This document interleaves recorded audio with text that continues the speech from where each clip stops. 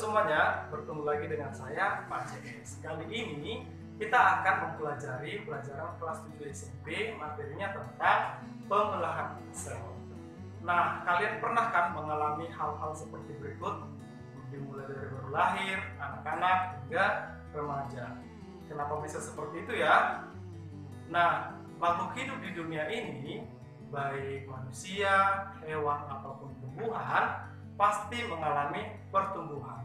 Contohnya, tinggi badan bayi yang baru lahir itu sekitar 50 cm, dan anak yang berusia 6 tahun tinggi badannya sekitar 110 cm.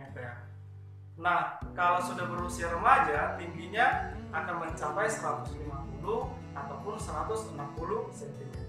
Intinya, tinggi badan anak yang remaja pasti lebih tinggi daripada tinggi badan anak yang berusia 6 tahun.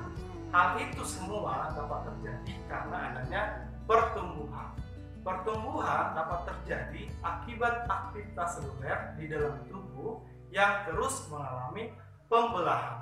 Pembelahan atau sering disebut dengan reproduksi sel adalah kegiatan dalam memperbanyak sel sehingga makhluk hidup tersebut akan semakin besar, semakin berat, ataupun semakin tinggi.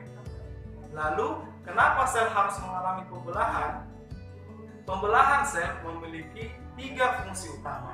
Yang pertama, pembelahan sel berperan dalam regenerasi sel. Fungsi ini identik pada hewan yang uniseluler atau hewan bersel satu.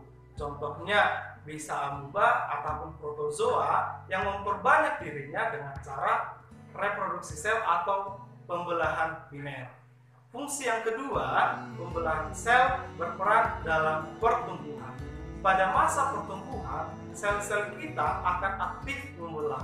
Akibatnya, kita akan semakin tinggi ataupun semakin berat. Fungsi yang ketiga, pembelahan sel berperan dalam regenerasi sel. Nah, kalian pernah terluka kan? Pada luka kita, sel-sel akan rusak dan akhirnya mati. Pada luka juga akan mengundang banyak aktivitas, misalnya aktivitas bakteri. Misalnya aktivitas bakteri yang bisa memicu terjadinya infeksi. Nah, secara otomatis sel pada luka akan terus membelah sehingga luka tersebut menjadi sembuh. Pembelahan sel dilakukan dengan 2 cara.